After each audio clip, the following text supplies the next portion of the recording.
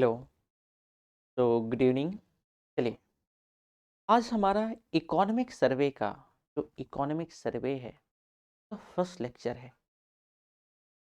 तो economic survey के first lecture के अंतर्गत हमें ये डिस्कस करना है, जैसे कि मैंने आपको बताया था कि इकोनॉमिक सर्वे में करीब 10 और बजट में करीब जो है 4 लेक्चर, ओवरऑल 12 से 14 लेक्चर जो है हम बना लेंगे। तो सबसे पहले हम जानेंगे कि इकोनॉमिक सर्वे होता क्या है और इसके साथ साथ और बाकी चीजें क्या है। ये चर्चा में दरअसल होने के पीछे का वजह आपको पता है कि 31 ऑफ जैन 2023 को ये क्या किया कि प्रस्तुत किया गया। केंद्रीय वित्त मंत्री ने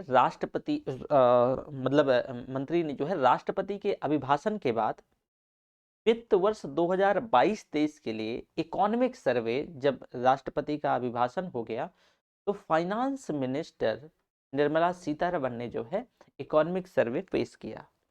ये जो आर्थिक सर्वे है, इकोनॉमिक सर्वे है 2022-23 में, ये 2022-23 का है और इस बात पर प्रकाश डाला गया कि भाई महामारी से जब कोविड-19 हुआ तो महामारी से भारत की अर्थव्यवस्था बाहर निकल चुकी है। अब देखोगे ओवरऑल अपनी वो पहले स्टेटमेंट में यही बोलते हैं कि अब हमारी जो कोविड-19 था तो हमारी अर्थव्यवस्था अब कोविड-19 के क्रंच से बाहर हो चुकी और आने वाले वित्तीय वर्ष 2023-24 में जो इकोनॉमिक सर्वे में बताया गया है कि जो अर्थव्यवस्था का ग्रोथ होगा वो 6 टू 8% यानी 6.8% के मध्य बढ़ने की उम्मीद लगाई गई है। तो ये भी ध्यान रखिए। देखो भाई, ये इकोनॉमिक सर्वे दरअसल होता क्या है। अगर हम इकोनॉमिक सर्वे की बात करें तो इकोनॉमिक सर्वे आर्थिक सर्वेक्षण, जो भारत का आर्थिक सर्वेक्षण है, ये वित्त मंत्रालय के द्वारा एक जारी दस्तावेज है और इसे सामान्यतः संसद में जो केंद्रीय बजट पेश करने से एक दिन पहले प्रस्तुत किया जाता है। पहले ये 2 दिन पहले होता था, लेकिन अब इसको एक दिन पहले प्रस्तुत किया जाता है।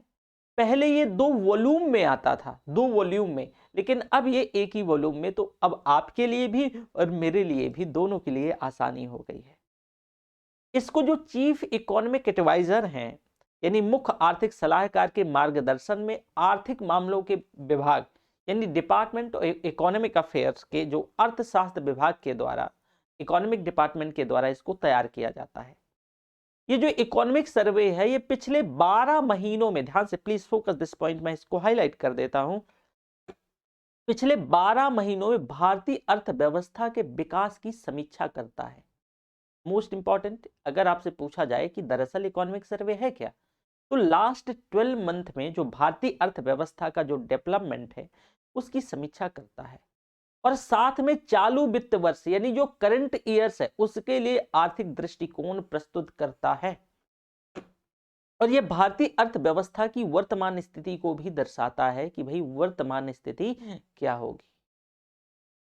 और इसमें सकल घरेलू उत्पाद अर्थात जीडीपी, इसको ग्रॉस डोमेस्टिक प्रोडक्ट, मुद्रास्फीति अर्थात महंगाई, रोजगार यानी एम्प्लॉयमेंट और व्यापार यानी जो ट्रेड और जो व्यापार, इस सारी चीजों पर इस पे जो है, ये सारी चीजों का जो है जीडीपी का, इन्फ्लेशन का, रोजगार का, व्यापार का, इसका डेटा इसमें होता है।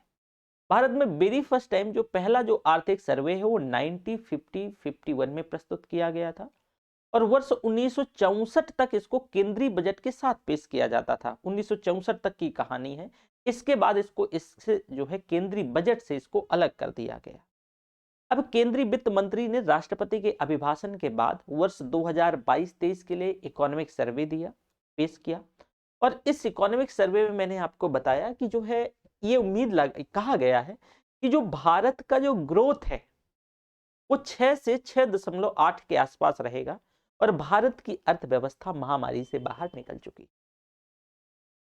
वर्ष 2022-23 में भारतीय अर्थव्यवस्था की क्या स्थिति है, ये जरा थोड़ा सा देखें कि भाई 2022-23 में भारतीय अर्थव्यवस्था की क्या स्थिति है, इस पे फोकस करो। सबसे पहले हम आते हैं प्रदर्शन, परफॉर्मेंस पे। देखो भारत दुनिया का दूसरा सबसे बड़ा जो वैक्सीनेशन अभियान, जो वैक्सीनेट करने वाला मतलब टीकाकरण अभियान चलाने वाला देश है, दूसरा सबसे बड़ा, जिसमें से 2 बिलियन से अधिक, जो कि इसमें बताया गया है कि करीब 2 बिलियन से अधिक वैक्सीन खुराक का उपयोग किया गया है, इतना वैक्सीन दिया गया है। सार्वजनिक क्षेत्र के जो बैंक हैं, यानी पब्लिक सेक्टर के जो बैंक हैं, उनकी वित्तीय स्थिति में सुधार ने उन्हें ऋण आपूर्ति बढ़ाने में सक्षम बनाया है। इससे एमएसएमई जो माइक्रो स्मॉल इंटरप्राइजेस हैं, इनके लिए जो है ऋण देने के लिए भी वृद्धि हुई है, ऋण देने में वृद्धि हुई है। तो ये तो हमारा, आप देखो मैं हमेशा एक चीज बोलता हूं कि करीब 97% या 99% जो एमएसएमई सेक्टर ही है, जो पूरी अर्थव्यवस्था इसी पर ओवरऑल टिकी हुई। और अगर इस क्षेत्र को पैसा नहीं मिलेगा तो ऑब्वियसली कि क्या हो जाएगी, स्थिति बहुत डावाडोल हो जाएगी, खराब हो जाएगी। तो अगर आपको कि अपने को डेवलप्ड करना है तो आपका जो कोर एरिया है, जिस पे पूरी आपकी इकोनॉमी टिकी है, उस पर आपको फोकस करना होगा। और सबसे जो महत्वपूर्ण बात आती है किसी भी चीज के डेवलपमेंट के लिए, वो आती है मतलब पैसा। तो भाई यहां पर क्या कहा गया कि जो पब्लिक क्षेत्र के बैंक हैं, उनकी वित्तीय स्थिति में सुधार ने जो ऋण आपूर्ति बढ़ाने में सक्षम बनाया है कि एमएसएमई क्षेत्र को और ज्यादा जो है पैसा दिया जा सके। वर्तमान के चैलेंजेस क्या हैं कि वर्तमान अर्थव्यवस्था अभी भी लगातार चुनौतियों का सामना कर रही है, अभी भी लगातार जो है चुनौतियों से जूझ रही है, जिसमें से रुपए की गिरावट। आप देख रहे हो कि हमारा जो रुपए का गिरावट है वो लगातार नीचे, मतलब हमारा जो करेंसी है वो गिर रहा है। और यूएस फेड की जो ब्याज दरों में बढ़ोतरी की संभावना शामिल है। याद होगा जब मैंने आपको, देखो मैं हमेशा एक चीज बोलता हूं, अभी मैं बता दूं कि इकोनॉमिक सर्वे और अगर बजट आपको समझना है सही से, आपको लगता है कि ये समझ आना चाहिए, तो सबसे जो जरूरी बात है कि आपको इकोनॉमी का एक ब्रॉड आइडिया या नॉलेज होना चाहिए। अब जैसे कि यहां पर मैं एक चैप्टर पढ़ाता हूं, मॉनेटरी पॉलिसी। और मॉनेटरी पॉलिसी के अंतर्गत मैं वहां पर यह बताता हूं कि अगर मान लो कि मैं वहां पर ये बताता हूं कि भाई हमारा जो भारतीय करेंसी है वो विदेशी करेंसी के विनिमय दर को कैसे तय किया जाता है। और मैंने जो सामान्य दशा में जो दुनिया में 3 मेथड यूज किए जाते हैं, एक डर्टी फ्लोट सिस्टम होता है, एक पेग्ड फ्लोट सिस्टम होता है, एक क्लीन फ्लोट सिस्टम होता है। अमेरिका जैसे देश जो है क्लीन फ्लोट सिस्टम यूज करते हैं, हमारा जैसा यानी हम जो है डर्टी फ्लोट सिस्टम यूज करते हैं। और जो चाइना है वो पेग्ड सिस्टम यूज करता है, पेग्ड सिस्टम। मैंने ये बताया कि ये अपनी करेंसी को विदेशी करेंसी की तुलना में जो विनिमय दर इसी के माध्यम से निर्धारित होता है। फिर उसके बाद मैंने बताया कि अगर मान लो कि विदेशी करेंसी की तुलना में हमारा रुपया उसमें गिरावट दर्ज हो रही है, तो क्या क्या साइड इफेक्ट हो सकते हैं हमारी इकोनॉमी के लिए, क्या क्या इशू हो सकते हैं। और वही का यहां पर जो है कि देखो कि अगर रुपए में गिरावट आएगी तो यूएस फेड की जो ब्याज दरों में बढ़ोतरी की संभावना शामिल है। कैसे, यहां पर देखो जरा, मान लो, इसे समझ लो, यही तो मैं बोलता हूं हमेशा कि जो है आपको कोर एरिया आइडिया होना चाहिए। मान लो कि आज की स्थिति हमारी $1 10 रुपए के बराबर है, लेकिन हमारा रुपया मजबूत हुआ तो $1 50 रुपए के बराबर हो गया। जरा समझना, 50 रुपए के बराबर हो गया। तो अब होगा क्या कि यहां पर कि इसका क्या क्या इंपैक्ट पड़ेगा। सबसे पहले आयात निर्यात पर क्या इंपैक्ट पड़ेगा, ये देखना जरूरी है कि आयात और निर्यात पर, जो कि मैं ऑलरेडी पूरी क्लास इस एक लेक्चर इस पर बेस्ड लिया हुआ था। और यहां पर जो है कि बाहरी जो ऋण है, बाहर ऋण है, तो बाहर ऋण क्या होता है भाई, ऑटोमेटिकली बढ़ जाता है। जैसे ये जो है बाहर ऋण हमारा बढ़ जाएगा, जैसे हमारी जो है ये मतलब है हमारी मुद्रा कमजोर होगी। और यही कहा जा रहा है कि जो ब्याज दरों में बढ़ोतरी की संभावना है। बाहर ऋण कैसे बढ़ जाएगा, जैसे ऐसे समझो कि हमने जो है विदेशों से ऋण लेते हैं तो डॉलर पे लेते हैं। मान लो कि हमने जो है $500 जो है ऋण लिया और उस समय $1 पर जो है 1 रुपया है तो ₹500 हो गया, जरा समझना। लेकिन अगर हमारे रुपए में गिरावट आई तो अब $1 जो है वो ₹2 के बराबर हो गया। तो अब यहां पर जो है ऋण जो है कितना, ₹1000 का हो गया। तो बताओ बाह्य ऋण बढ़ गया या नहीं बढ़ गया? बाह्य ऋण बढ़ गया। ठीक है, तो एक तो ये भी स्थिति देखने को मिलती है। ठीक है, तो ये आपको मतलब इशू आ सकता है अगर हमारी जो मुद्रा में रुपए में लगातार गिरावट आती है। अब भाई चालू खाता घाटा जो करंट अकाउंट डिफिसिट है, तो चालू खाता घाटा भी बढ़ना जारी रह सकता है क्योंकि वैश्विक पण्य जो कीमतें हैं वो ऊंची बनी हुई है। ठीक है, थोड़ा सा आउटलुक का कुछ नजर डाल लेते हैं। देखो भाई, इसको जो है हाईलाइट कर, हाँ, कि आउटलुक 2023-24 वित्त वर्ष 2023 में भारत की आर्थिक वृद्धि का जो नेतृत्व है वो निजी संस्थाओं और पूंजी निर्माण उद्योगों के द्वारा हो रहा है। निजी संस्थाओं और पूंजी निर्माण उद्योगों के द्वारा इसमें से रोजगार का सृजन हो रहा है। आपातकालीन क्रेडिट लिंक्ड गारंटी योजना, जिसको इमरजेंसी क्रेडिट लिंक्ड गारंटी योजना या ईसीजीएस के द्वारा एमएसएमई से ऋण की प्राप्ति में सरलता हो रही है। इससे उनकी जो ऋण संबंधी समस्याएं हैं उसमें भी कमी आई है। और वर्ष, ये करंट की स्थिति है, और वर्ष 2023 में वैश्विक विकास में गिरावट का अनुमान है, वैश्विक विकास में। किंतु वित्त वर्ष 2024 में भारत में सशक्त क्रेडिट वितरण और पूंजी निवेश चक्र के साथ तेज वृद्धि होने की संभावना, और सार्वजनिक डिजिटल प्लेटफॉर्म के विस्तार और पीएम गति शक्ति, राष्ट्रीय रसद नीति और उत्पादन से जुड़ी हुई जो प्रोत्साहन योजनाएं जैसे कि उपायों से अधिक विकास का समर्थन होगा और विनिर्माण क्षेत्र में उत्पादन को बढ़ावा मिलेगा। ठीक है, तो ये कुछ चीजें हैं। साथ में यहां पर थोड़ा सा हम भारतीय अर्थव्यवस्था पर एक नजर डालते हैं। यहां पर आप जरा देखें भारतीय अर्थव्यवस्था पर, इसको जो है मैं पूरा उस पर बहुत डिटेल पे लगा के रखा हूं, तो अलग अलग भी हम देख लेंगे। सबसे पहले आप देखो, इसको हाईलाइट करते करते चलते हैं कि भारतीय अर्थव्यवस्था पर एक नज़र। इकोनॉमिक सर्वे 2022-23, राजकोषीय घाटा। याद है मैंने आपको बताया था कि राजकोषीय घाटा क्या होता है। राजकोषीय घाटा मैंने आपको ये बताया था कि भाई सरकार की जितनी प्राप्ति है, सरकार की दो प्राप्ति है, एक तो रेवेन्यू रिसीट है और एक कैपिटल रिसीट, राजस्व प्राप्ति और पूंजीगत प्राप्ति।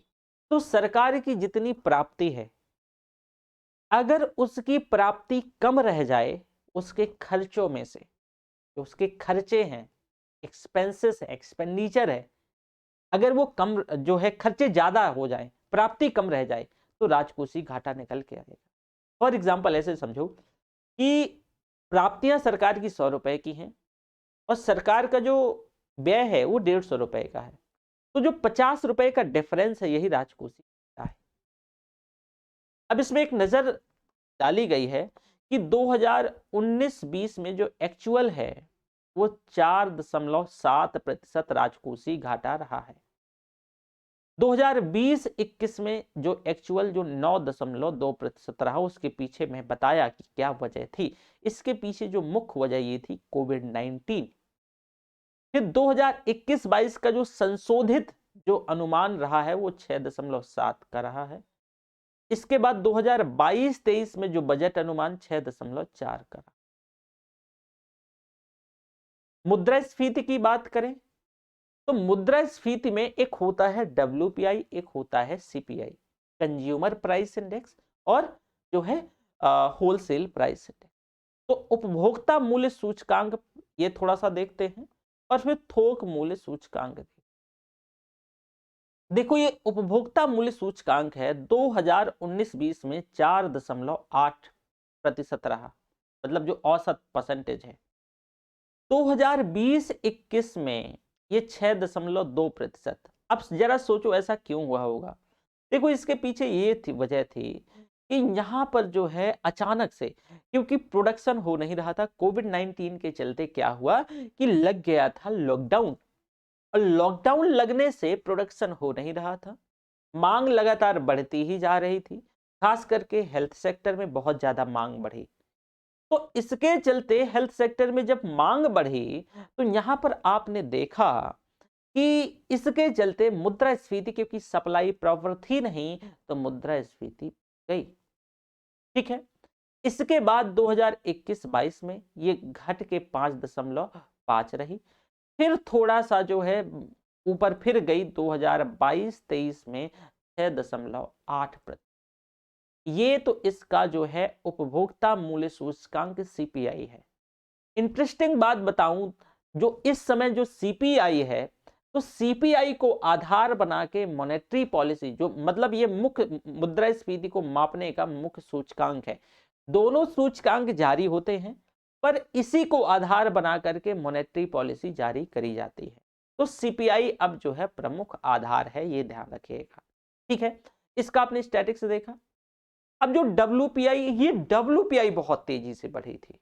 होलसेल प्राइस इंडेक्सेस 2019-20 में 1.7%, 2020-21 में 1.3% एंड 2021-22 में बहुत ज्यादा 13%, और फिर 22-23 में 11.5%।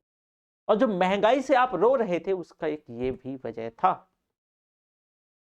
अब विदेशी मुद्रा भंडार देख लेते हैं। विदेशी मुद्रा भंडार जो फॉरेक्स हमारा रिजर्व कितना था, तो ये बिलियन डॉलर में है, ये मार्च के अंत तक, कि भाई 2019-20 में 478 बिलियन डॉलर हमारा फॉरेक्स रहा। ध्यान रखिएगा, 478 बिलियन डॉलर। 2021-20-21 में बढ़ा 570, 2000 फिर जो है 21-22 में 607 जो है बिलियन डॉलर, और फिर 2022-23 में 563 बिलियन डॉलर कम हुआ है। ठीक है, जीडीपी वृद्धि देखो, ग्रॉस डोमेस्टिक प्रोडक्ट स्थिर मूल्यों पर ये वृद्धि है। 2020-21 में 3.7% की वृद्धि, और 2021-22 में ये माइनस में ग्रोथ दर्ज हुआ है, माइनस में ग्रोथ दर्ज हुआ है। एक ही सेक्टर था एग्रीकल्चर, अभी हम आएंगे कि यहाँ पर एग्रीकल्चर में जो है ना थोड़ा सा मतलब प्लस में थी, बाकी यहाँ माइनस में ग्रोथ दर्ज हुई थी। ठीक है, इवन हम ही नहीं, दुनिया की सारी अर्थव्यवस्थाएं जो है नेगेटिव प्रोग्रेस कर रही थी। चाइना को छोड़ दिया जाए तो चाइना का अपना उसका अपनी लीला है। 2021-22 में ये 8.7% और 2022-23 में जो है 7.0%, ये हमारा ग्रोथ रेट का जो है आंकड़ा रहा। ठीक है, रिवाइज्ड ये आंकड़ा है। अभी 2023-24 में अनुमान लगाया गया कि 6 से 6 से जो है 6.8 के आसपास ग्रोथ रहेगा। ठीक है, सर्विसेज देख लो, मूलभूत कीमतों पर जो है सकल मूल्य वृद्धि सर्विसेज 2000 जो है 19-20 में 6.3%। फिर इसके बाद जो संशोधित आंकड़े जो है ये माइनस में 2020-21 में दर्ज होता है, 21-22 में 8.4% एंड 22-23 में जो है 9.1%। कृषि और संबंधित गतिविधियां और मूलभूत कीमतों पर सकल मूल्य वृद्धि, इस पे देखो, ये सर्विसेज में देखो, सर्विसेज में भी इसमें नेगेटिव जो है ये दर्ज हुआ था। जो सर्विसेज हैं, तो इसमें जो वृद्धि को लेकर के देखे सकल जो मूल्य वृद्धि है, तो अभी तो इसमें ग्रोथ ठीक है, संभावना इसमें बताई गई, मतलब संभावना बढ़ी ही है, लेकिन ये जो है वही 19-20 का जो कोविड-19 के चलते ये नेगेटिव में आ गई थी। ध्यान रखना, हमारा एक ही सेक्टर था कृषि और संबंधित गतिविधि, जहां पर ये निगेटिव जो है मतलब वृद्धि दर्ज नहीं करी थी। 2019-20 में 5.5%, 20-21 में 3.3%, कम तो हुआ लेकिन निगेटिव नहीं गया। 21-22 में 3% और 22-23 में जो है 3.5%। ठीक है, ये ध्यान रखिएगा।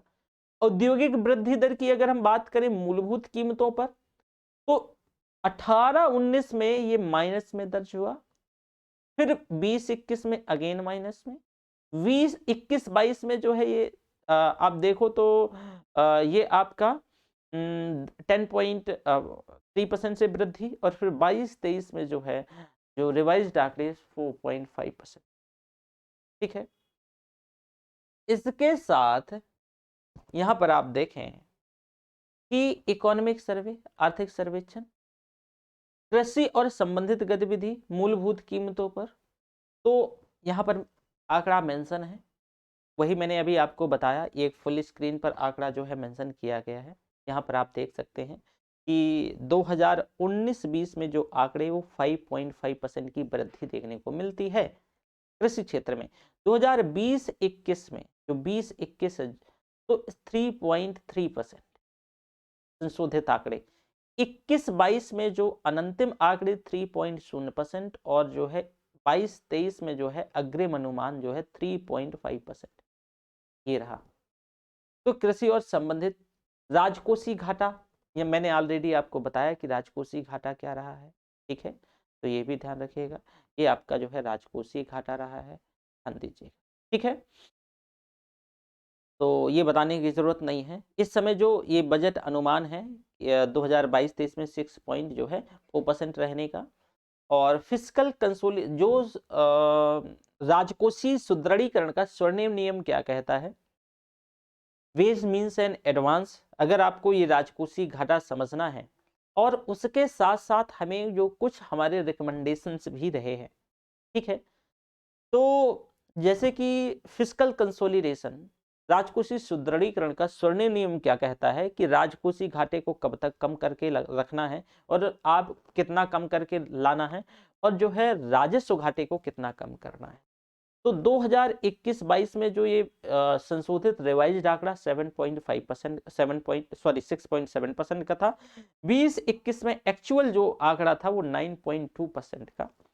और क्यों, इसके पीछे भी वजह मैंने बताया कि भाई क्या हुआ कि देखो सरकार की जो प्राप्तियां हैं वो कम हो गई थी, लॉकडाउन लग गया तो जो टैक्सेस वगैरह हैं वो कम हो गए, खर्चे बढ़ गए, तो इसके चलते जो राजकोषीय घाटा ऑब्वियसली बढ़ गया। ठीक है, वेल खाद्यान्न उत्पादन जो है मिलियन टनों में, थोड़ा सा देखो खाद्यान्न उत्पादन का। देखो 2018-19 में 285.2 मिलियन टन खाद्यान्न उत्पादन हुआ। 2019-20 में जो 297.5 मिलियन टन, ध्यान से सुनना, मतलब 2019-20 में 18-19 की अपेक्षा वृद्धि देखने को मिली। 2020-21 में 310.7 मिलियन टन, तो यहां वृद्धि देखने जो अभी अनुमान है, एस्टीमेट है 2021-22 में कि 315.7 मिलियन टन रहेगा। ठीक है, विदेशी मुद्रा भंडार, ये तो मैंने आपको बताया कि विदेशी मुद्रा भंडार की क्या स्थिति। जीडीपी वृद्धि दर जो है तो ये स्थिर मूल्य पे, ये भी मैंने आपको बताया कि जीडीपी जो है यहां ध्यान रखना ये माइनस में दर्ज हुई है। ये पूछा जा सकता है कि कौन से ईयर, तो 2020-21 फाइनेंस ईयर 2020-21 की बात हो रही है। ठीक है, यानी ये संशोधित रिवाइज्ड आंकड़ा है, संशोधित आंकड़ा है, अनुमान। ठीक है, इसके बाद जो इसके जो अनंतिम आंकड़े हैं 2021-22 के वो 8.7% वृद्धि, फिर जो है 22-23 में 7 और अभी जो है बताया गया 6 से 6 साढ़े मतलब 6-8 तक रहेगी। ठीक, औद्योगिक वृद्धि दर, वो ऑलरेडी मैंने आप औद्योगिक वृद्धि दर भी बता दिया है। ठीक है, ये आपके कुछ आंकड़े रहे हैं। मुद्रास्फीति जो है मैं आपको वहां पर बहुत डिटेल से बताया कि मुद्रास्फीति कैसे क्या है।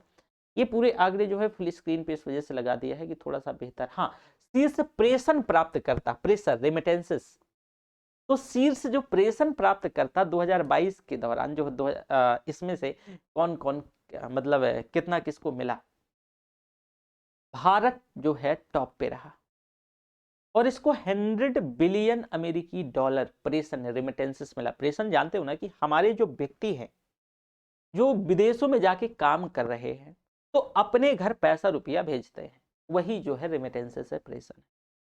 तो भारत पहला दुनिया का सबसे प्रेषण प्राप्त करता देश है जो कि 100 बिलियन अमेरिकी डॉलर। इसके बाद मैक्सिको 60 बिलियन अमेरिकी डॉलर, चाइना 51 बिलियन अमेरिकी डॉलर, फिलीपींस 38 बिलियन अमेरिकी डॉलर, मिस्र 32 बिलियन अमेरिकी डॉलर, फिर पाकिस्तान 29 जो है बिलियन अमेरिकी dollar, and France 29 billion American dollar, Bangladesh 21 billion American dollar, Nigeria 21 and Vietnam 19 billion अमेरिकी डॉलर। ओवरऑल ध्यान रखना, ये आपसे पीटी में पूछा जा सकता है, तो टॉप 5 याद रखना। भारत टॉप में है, मैक्सिको सेकंड नंबर पर, चाइना थर्ड पे है। और यही कंफ्यूज करेगा कि एक क्रोनोलॉजिकल ऑर्डर से, ये अनुमानित आंकड़े हैं, ध्यान रखना। तो ये आपसे क्रोनोलॉजिकल ऑर्डर पूछा जा सकता है, तो भारत जो है मैक्सिको, चाइना, फिलीपींस, मिस्र, पाकिस्तान, ये आप ऐसे याद रखना, ऐसे याद रख सकते हो। ठीक है, बहुत इंपॉर्टेंट है, यहां से क्वेश्चन पीटी में जो है पूछा जा सकता है, ध्यान रखना। मूलभूत सेवाओं पर मैंने ऑलरेडी आपके साथ डिस्कस किया अभी। अब देखो, भारत का जो है मध्यम अवधि विकास परिदृश्य थोड़ी सी समझने का प्रयास करो आप।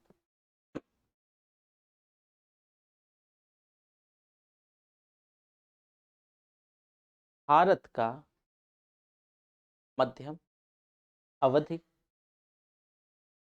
अवधि विकास विकास परिदृश्य परिदृश्य भारत का मध्यम अवधि विकास परिदृश्य। देखो, वर्तमान दशक वर्ष जो है अगर हम बात करें तो 1998,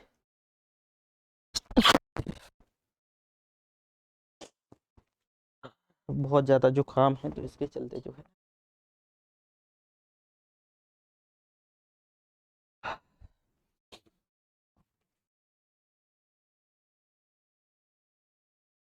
बस एक मिनट।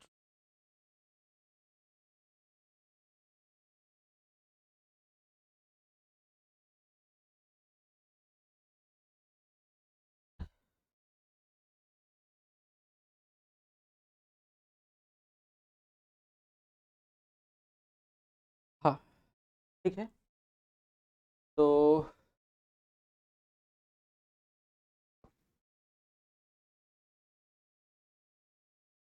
तो 1998 अगर हम संदर्भ की बात करें तो वर्तमान दशक वर्ष जो है 1998 से 2002 के ये समान है। जो मतलब जो विकास की बात करें तो जब 1998 से 2002 में जो वृद्धि दर्ज हुई तो उसी के, जहां परिवर्तनकारी सुधारों की वजह से अस्थायी झटकों के कारण विकास प्रतिफल प्राप्त करने में जो है देरी हुई थी, लेकिन संरचनात्मक सुधारों का जो है प्रतिफल बाद में विकास लाभांश के तौर पे प्राप्त हुआ। वर्ष 2014 से 2022 की अवधि की बात करें, जो कि फोकस यहीं पर है सरकार का, वो अपना एक रिपोर्ट कार्ड देना चाहती है। तो 2014 से 2022, देखो, वर्ष 2014 से 2022 भारत के आर्थिक इतिहास में एक महत्वपूर्ण अवधि है और इसमें विभिन्न सुधारों का उद्देश्य जीवन को सरल और जो है जीवन को सरल और व्यवसाय को आसान बनाना है। ये सुधार सार्वजनिक उत्पाद बनाने, विश्वसनीय शासन और निजी क्षेत्र के साथ सहभागीदारी और कृषि उत्पादकता बढ़ाने पर आधारित थे। हालांकि जो बैलेंस शीट है, तो बैलेंस शीट तनाव जो इश्यूज है, वैश्विक अस्थिरता के कारण इस अवधि के दौरान जो माइक्रो इकोनॉमिक जो कंपोनेंट हैं, जो वेरिएबल्स हैं, वो नकारात्मक तौर से प्रभावित हुए हैं। तो ये तो आपको 2014 से 2022 का एक परिदृश्य मैंने आपको बताया कि भाई यहाँ पर जो है ये सुधार है वो सार्वजनिक उत्पाद बनाने, विश्वसनीय शासन और निजी क्षेत्र के साथ सहभागिता के तौर पे कृषि उत्पादन को बढ़ाने पर ये बेस्ड रहा। वहीं परिदृश्य अगर हम दूसरा देखें कि 2023 से 2030, तो महामारी से पहले के वर्षों की तुलना में जो है विकास का परिदृश्य बेहतर है और भारतीय अर्थव्यवस्था मध्यम अवधि में अपनी अपनी क्षमता से बढ़ने के लिए तैयार है। यहां मैं आपको थोड़ा सा कुछ डेटा स्टैटिक्स देने का प्रयास करता हूं।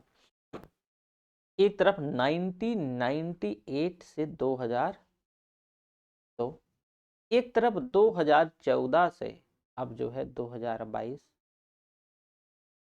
और वहीं जो है अब अगर 1998 से 2002 की स्थिति देखें तो परमाणु उपकरण परीक्षण, कुछ जो मेजर चीजें हुई, तभी तो हुआ ना। तो परमाणु उपकरण परीक्षण, उपकरण परीक्षण है ना 1998 में, उपकरण परीक्षण 1998 में हुआ। और फिर इसके बाद हमें दुनिया भर के प्रतिबंधों को झेलना पड़ा। इसके चलते हमारी इकोनॉमी पर बहुत नकारात्मक असर हुआ। और बैंकिंग और कॉरपोरेट जगत में, क्योंकि यहां पर काफी कुछ ऐसी उस समय जो पॉलिटिकली अनस्टेबिलिटी भी देखने को मिली, तो जो बैंकिंग और कॉरपोरेट क्षेत्र का जो बैलेंस शीट है, इसको तरजीह देना और ठीक करना, ये थोड़ा सा इस टाइम पे कम कर दिया गया। इसी टाइम पे हमने लगातार 2 सूखे भी झेले। इसके चलते जो प्रौद्योगिकी बस्ट है, अमेरिकी मंदी जो है देखने को मिली आगे जाकर के। तो इसी समय कुछ काफी ऐसी घटनाएं हुई। इसके चलते अगर आप देखो कि जहां परिवर्तनकारी सुधारों की वजह से अस्थायी झटकों के कारण विकास प्रतिफल प्राप्त करने में देरी हुई, लेकिन संरचनात्मक सुधारों का प्रतिफल बाद में जो है विकास लाभांश के तौर पे प्राप्त हुआ, ऐसा नहीं है। तो अर्थव्यवस्था को यहां झटका लगा। वहीं 2014 से 22 की अगर हम बात करें कि अर्थव्यवस्था को किन किन क्षेत्रों में झटका मिला, तो बैंकिंग और गैर बैंकिंग, गैर वित्तीय कॉर्पोरेट क्षेत्र की बैलेंस शीट जो है स्ट्रेस थी, डाउटफुल एसेट्स के बाद स्ट्रेस्ड हुई। और महामारी के अभूतपूर्व घातक, आप देखोगे कितना बड़ा आघात लगा। तो इस आघात के बाद जो मुद्रास्फीति, वैश्विक वस्तु मूल्य आघात के बाद वित्तीय स्थिति खराब हो गई। तो हमारी अर्थव्यवस्था को इन दोनों टाइम पे एक बहुत बड़ा जो है इशू देखने को मिला। लेकिन अर्थव्यवस्था में संरचनात्मक सुधार की बात करें, ये तो अर्थव्यवस्था को झटका है, अर्थव्यवस्था को झटका। वहीं अर्थव्यवस्था में संरचनात्मक सुधार,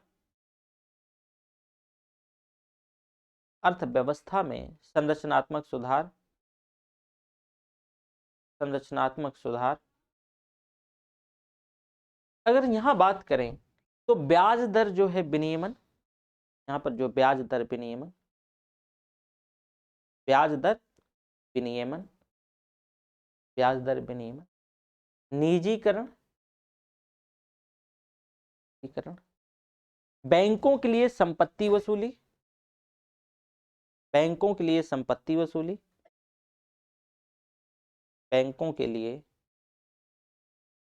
संपत्ति वसूली, इंफ्रास्ट्रक्चर, स्वर्णिम चतुर्भुज, और आरबीएम जो है, एफआरबीएम एक्ट जो है इसी समय लाए।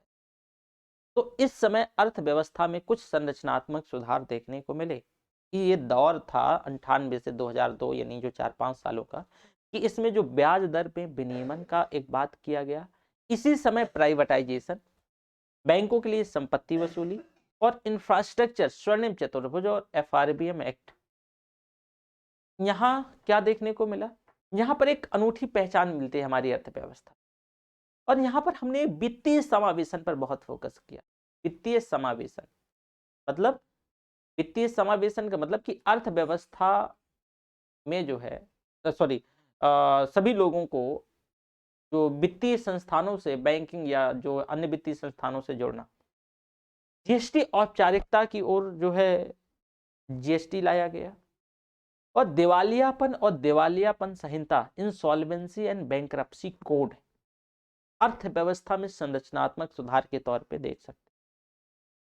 साथ में निजीकरण, प्राइवेटाइजेशन, और जो कर है, करों में सुधार, कर दरों का जो युक्तिकरण और कर प्रशासन में सुधार देखने को। साथ में जो है डिमोनेटाइजेशन, टीके रोल आउट, व्यय प्रबंधन सुधार, आत्मनिर्भर भारत, और पब्लिक डिजिटल इंफ्रास्ट्रक्चर। इस समय इस क्षेत्र में ये कुछ जो है चीजें देखने को मिली। अब राजस्व से संबंधित जो है कुछ प्रमुख राजकोषीय विकास देख लेते हैं। राजस्व से संबंधित, राजस्व से संबंधित प्रमुख राजकोषीय विकास, प्रमुख राजकोषीय विकास, प्रमुख राजकोषीय विकास। देखो भाई, प्रत्यक्ष करों और वस्तु और सेवा कर, जो डायरेक्ट टैक्सेस और GST, goods and service tax, तो राजस्व में वृद्धि जैसे विभिन्न कारकों के कारण वित्तीय वर्ष 2023 में एक लचीलापन देखा गया। इसको लेकर के काफी लचीलापन देखा गया। वहीं राजस्व वृद्धि में प्रदर्शन की बात करें तो अप्रैल से नवंबर 2022 तक, यानी अप्रैल से नवंबर 2022 तक सकल कर राजस्व, सकल कर राजस्व, सकल कर राजस्व में 15.5% की साल दर साल वृद्धि हुई, जो कि मुख्य तौर से प्रत्यक्ष करों और जीएसटी की, यानी जीएसटी दोनों की मजबूत वृद्धि से प्रेरित थी।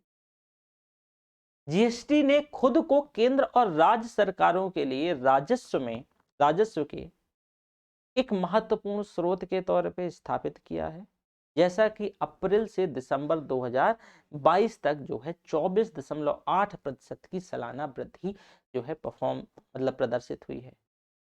और पिछले कुछ वर्षों में केंद्र का जो पूंजीगत व्यय है वो जीडीपी का, यानी वित्त वर्ष 2009 से वित्त वर्ष 2020 के करीब 1.7% से बढ़कर के वित्त वर्ष 2022 का जो अनंतिम आंकड़े हैं, यानी प्रोविजनल जो एक्चुअल्स में, वो करीब 2.5% हो गया है। पूंजीगत व्यय पर जो है खर्च को प्राथमिकता देने के लिए सरकार इस बार बोली भी है कि हम पूंजीगत व्यय को बढ़ाएंगे। अब यहां पर क्वेश्चन आ जाता है कि भाई पूंजीगत व्यय से मतलब क्या है। सरकार इस व्यय पे, देखो ऑब्वियसली व्यय बढ़ेगा तो जो राजस्व घाटा तो बढ़ेगा, कोई दो राय नहीं है, लेकिन क्यों आखिर हमारी अर्थव्यवस्था के लिए पूंजीगत व्यय ठीक लगता है या ठीक होता है। देखो होता क्या है कि इस व्यय से किसी न किसी प्रकार की संपत्ति का निर्माण होता है। ये पैसा, जैसे मान लो आपने लैंड खरीद ली, तो इससे संपत्ति का निर्माण होता है, तो वो फ्यूचर में उससे रिटर्न बनता है, एक प्रकार की आपकी परिसंपत्ति क्रिएट होती है। तो पूंजीगत व्यय को पर खर्च को प्राथमिकता देने के लिए केंद्र ने ब्याज मुक्त ऋण और उधार सीमा में वृद्धि के माध्यम से राज्य सरकारों को प्रोत्साहित किया है, और विशेष रूप से सड़क और राजमार्ग, रेलवे, आवास, शहरी मामलों जैसे कि बुनियादी ढांचा, इन गहन क्षेत्रों में बढ़े हुए पूंजीगत व्यय का जो है मध्यम अवधि के विकास पर सकारात्मक प्रभाव पड़ता है। सतत ऋण से जीडीपी अनुपात की ओर अगर बात करें तो पूंजीगत व्यय आधारित जो है वृद्धि पर ध्यान केंद्रित करने के लिए सरकार की रणनीति से वृद्धि ब्याज दर अंतर सकारात्मक रहेगा, जिसके परिणाम स्वरूप मध्यम अवधि में एक स्थायी ऋण जीडीपी अनुपात भी प्राप्त होगा। साथ ही साथ अगर हम बात करें तो मौद्रिक प्रबंधन और वित्तीय मध्यस्थता की स्थिति की बात कर लें, लिख लेते हैं। मौद्रिक प्रबंधन, मौद्रिक प्रबंधन और वित्तीय मध्यस्थता की स्थिति, वित्तीय मध्यस्थता की स्थिति, मध्यस्थता,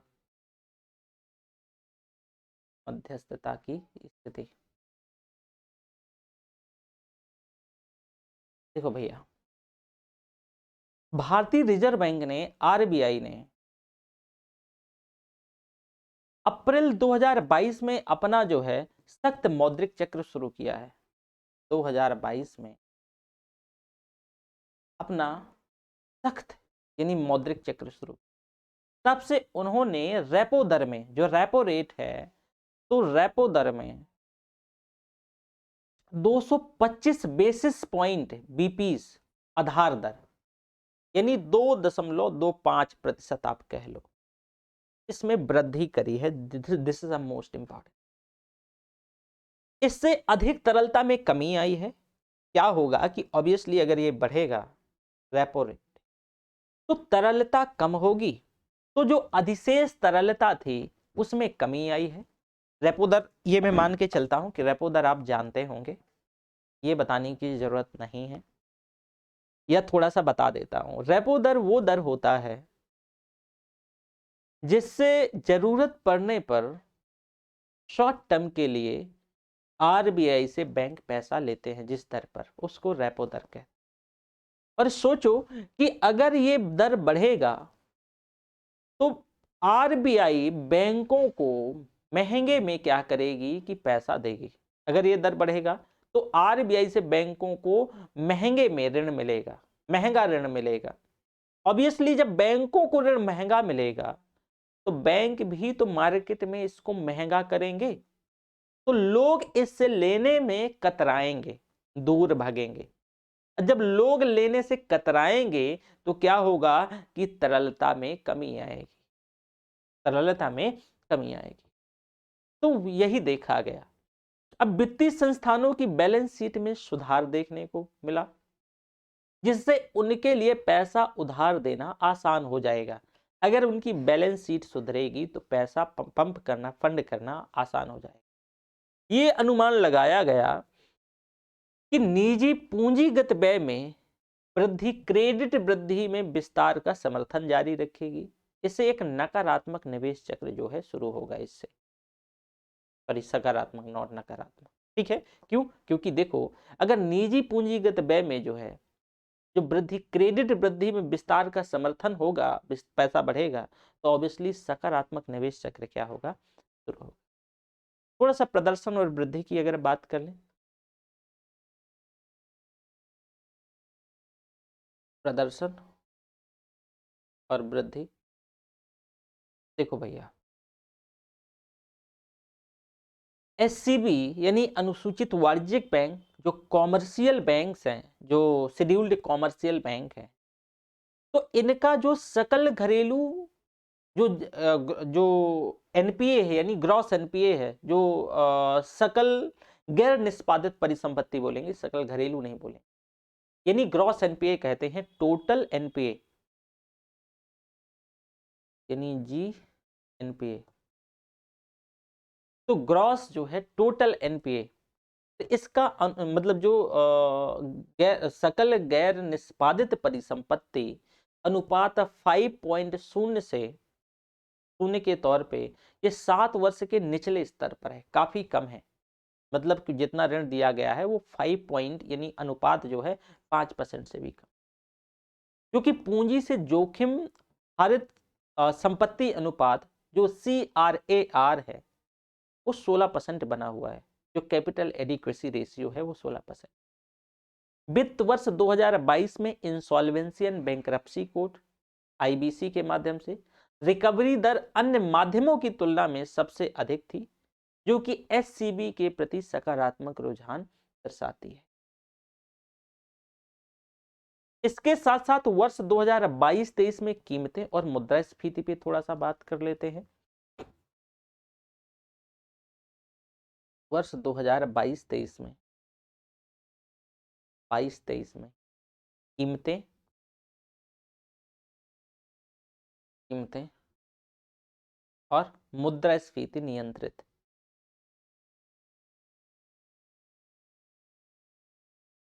मुद्रास्फीति नियंत्रित, मुद्रास्फीति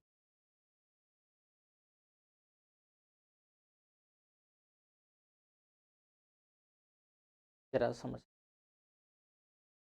वर्ष 2022 में भारत ने उपभोक्ता मूल्य जो मुद्रास्फीति है, कंज्यूमर प्राइस इंडेक्स है, तो उपभोक्ता मूल्य मुद्रास्फीति के 3 चरणों का सामना किया।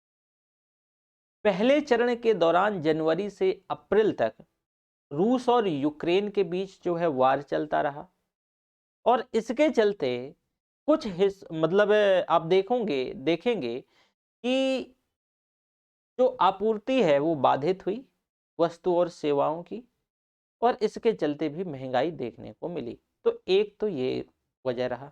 दूसरा, जैसे ही आप देखोगे कि अप्रैल के बाद मई का टाइम आया तो कुछ हिस्सों में हीट वेव के कारण, मतलब अप्रैल में जो फसल आने वाली थी तो कुछ हिस्सों में जो हीट वेव की वजह से फसल उत्पादकता में कमी रह गई।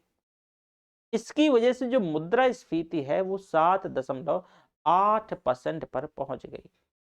तो दो इशू देखने को मिले, एक तो यूक्रेन जो रसा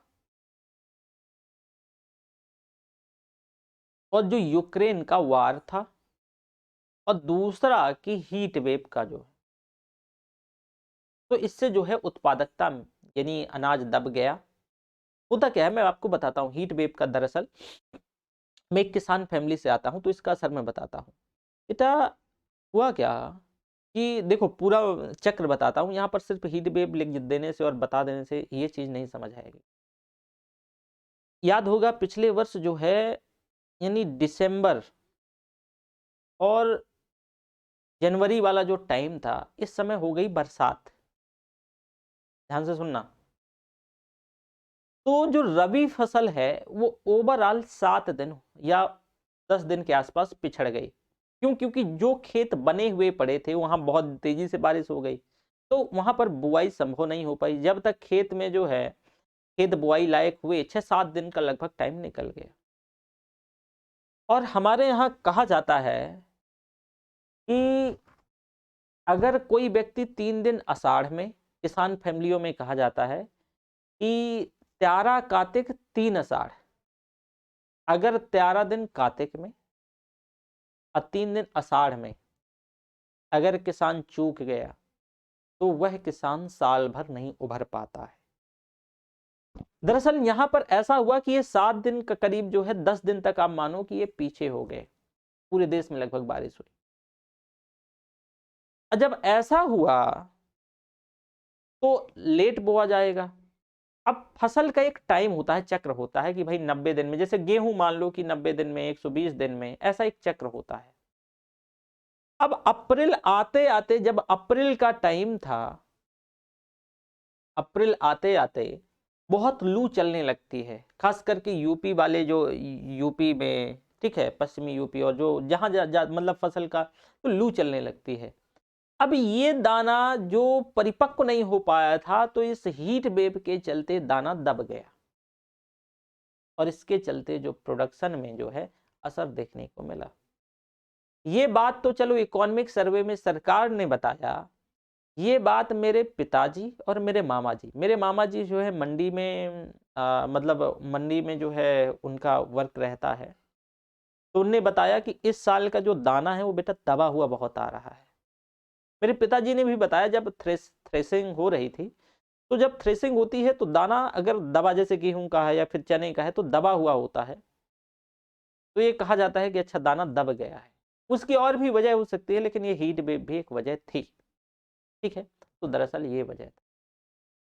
ठीक है, इसके बाद जो है, अब हालांकि सरकार और भारतीय रिजर्व बैंक की त्वरित कार्यवाही ने, जो इंस्टेंट जो एक्शन ने, दिसंबर तक 5.7% की जो है गिरावट के साथ मुद्रास्फीति को कंट्रोल में करने का प्रयास भी किया, अलग अलग माध्यमों से, क्योंकि सरकार और आरबीआई दोनों ही करती है। ठीक है, हालांकि जिम्मेदारी आरबीआई की है, आरबीआई वो मुद्रास्फीति को कंट्रोल करना। लेकिन जब मैं चैप्टर पढ़ा रहा था मुद्रास्फीति, बहुत डिटेल में कवर किया था कि आरबीआई सिर्फ मांग जनित मुद्रास्फीति को कंट्रोल कर सकती है,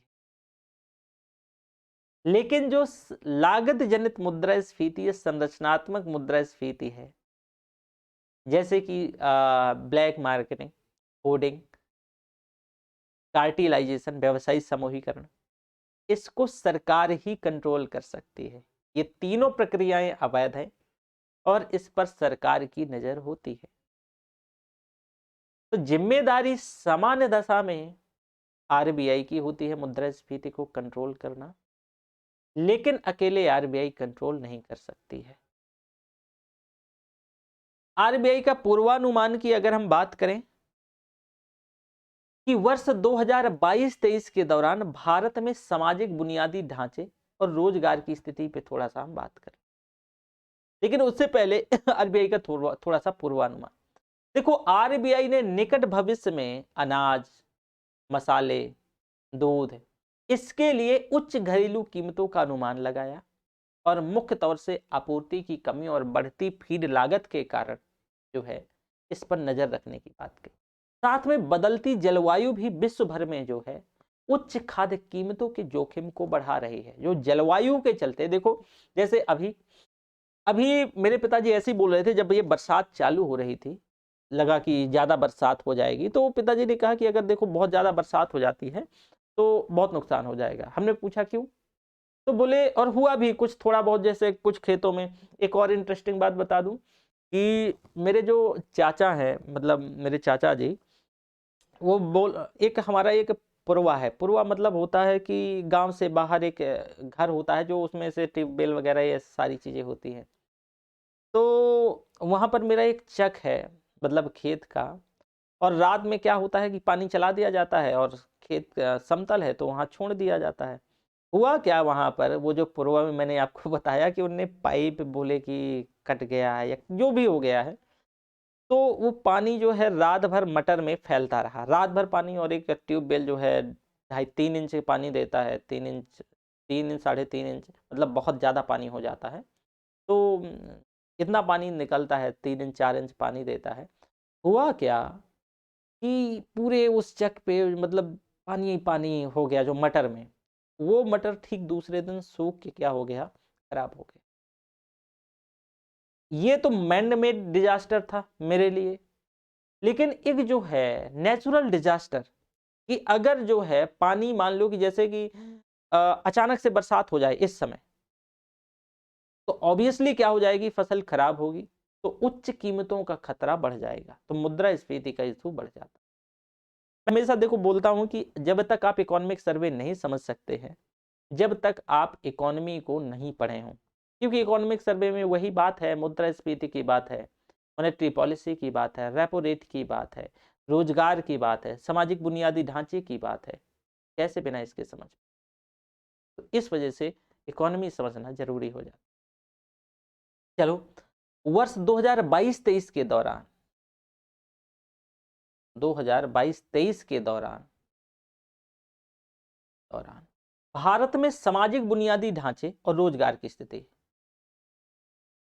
भारत में सामाजिक बुनियादी ढांचा यानी कॉलेज स्कूल वगैरह, सामाजिक बुनियादी ढांचा, बुनियादी ढांचा और रोजगार की स्थिति क्या है, रोजगार की स्थिति। देखो भाई, सरकार ने सामाजिक क्षेत्र पे खर्चा बढ़ाया है, नो डाउट। आपने देखा हो कि खूब जो है सड़कें फड़कें खूब बन रही हैं, कॉलेज वॉलेज खूब बन रहे हैं। तो मानव पूंजी निर्माण हेतु शिक्षा और स्वास्थ्य जैसे जो जुड़वा स्तंभों को मजबूत किया जा रहा है, तो सरकार ने इसमें पैसा बढ़ाया है। देखो कुछ भी हो, आप हमेशा सरकार के विरोध मतलब अगेंस्ट नहीं जा सकते हो। जैसे उदाहरण के तौर पे दो चीज बताओ। सरकार, ठीक है, डेमोक्रेसी का एक मसला तो है ही, मैंने आपको बताया कि डेमोक्रेसी का क्या मसला है, कि सरकार जो है डेमोक्रेसी को लेकर के कंसर्न तो नहीं है। पर हाँ, सरकार ने जैसे कि कई बार आप देखेंगे 2014-15-10 में, कि अगर आपको दिल्ली जाना है और दिल्ली का रास्ता 6 घंटा है, तो आप जो है 12 घंटा में दिल्ली पहुंच पाते थे, 12 घंटे में दिल्ली जा पाते। ऐसा क्यों? क्योंकि इतना जितना रास्ते का ड्यूरेशन था उतना आपको टाइम लग रहा था, गाड़ी रुक रुक के जा रही थी, तो इंफ्रास्ट्रक्चर की कमी थी। अब क्या किया गया कि बहुत सारी लाइनें अलग डाली गई रेलवे में, या सड़कों को और ज्यादा बेहतर किया जा रहा है, तो इंफ्रास्ट्रक्चर बेहतर हो रहा है, कोई दो राय नहीं है। एक चीज ये भी है। अब कुल मिलाकर सरकार का सामाजिक क्षेत्र का जो खर्च है, वो वित्त वर्ष 2016 में, आप जरा देखना, इससे भी आइडिया लगेगा कि 2016 में 9.1 लाख करोड़ था। ध्यान से समझना, 1 लाख करोड़ था, ठीक है, इस क्षेत्र में, जो सामाजिक क्षेत्र में। अब 2022 में, यानी 2022-23 वित्त वर्ष में 21.3 लाख करोड़, जरा समझना कि लगभग जो है दुगना से तिगुना, तिगुना है ना, लगभग लगभग, तो 21 लाख करोड़ रुपया हो गया है। तो इससे साफ साफ पता चल, सामाजिक और संरचना जैसे शिक्षा, तो राष्ट्रीय शिक्षा नीति 2020 से देश में वृद्धि और विकास की संभावना में समृद्ध होने की उम्मीद है। सरकार के प्रयासों से स्कूलों में नामांकन अनुपात और लैंगिक समानता में सुधार हुआ है। स्वास्थ्य देखभाल की बात करें तो वित्त वर्ष 2023 में स्वास्थ्य क्षेत्र पे सरकार का बजट खर्च जीडीपी का जो है 2.1% था, जो कि वित्त वर्ष 2021 में 1.6% रहा है। 4 जनवरी 2023 तक 4 जनवरी 2023 तक आयुष्मान भारत योजना से लगभग 22 करोड़ लोग लाभान्वित हुए हैं और देश भर में 1.5 लाख से अधिक स्वास्थ्य और कल्याण केंद्र स्थापित किए गए। तो इसमें भी जो स्वास्थ्य देखभाल को लेकर के काम किया। गरीबी उन्मूलन की बात करें तो वर्ष 2030 तक गरीबी को कम करने और सतत विकास लक्ष्य को प्राप्त करने में इस प्रगति इस तथ्य को प्राप्त करने में प्रगति और इस तथ्य से प्रदर्शित होती है कि संयुक्त राष्ट्र बहुआयामी गरीबी सूचकांक के अनुसार वर्ष 2005-6 और 2021-22 के बीच में करीब 41 करोड़ से अधिक लोग गरीबी से बाहर आए हैं। यानी 2000 अगर हम 5-6 से 2019-20 की करीब जो है वही 12-14 साल की बात करें तो इससे 41 लाख लोग जो है गरीबी से बाहर आए। आधार और कोविन, देखो आधार को कोविन यानी प्लेटफॉर्म को विकसित करने वाले 2 बिलियन से अधिक वैक्सीन खुराक देने में एक महत्वपूर्ण भूमिका निभाई है। तो ये चीज है। इसके बाद जो है आकांक्षी जिला कार्यक्रम जो एस्पिरेशनल डिस्ट्रिक्ट प्रोग्राम्स है, तो इनमें सुशासन और एक मॉडल के तौर पर प्रस्तुत किया जा रहा है। कल की क्लास में हम रोजगार, सामाजिक और संरचना और रोजगार संबंधित कुछ व्यापक व्यवस्थाओं को पढ़ने का और प्रयास करें। साथ में अगली क्लास में हम जलवायु परिवर्तन और पर्यावरण में भारत का आर्थिक प्रदर्शन की बात करेंगे कि हमारा आर्थिक प्रदर्शन क्या रहा, और साथ ही साथ कृषि और खाद्यान्न जो खाद्य प्रबंधन में भारत का आर्थिक प्रदर्शन, यहाँ पर ये भी चीजें देखें। ठीक है, तो मैं ये मान के चलता हूं कि यहाँ तक किसी भी प्रकार को किसी को कोई डाउट नहीं होगा। अगर कोई डाउट होता है तो आप कमेंट करके नीचे बता सकते। Thank you very much.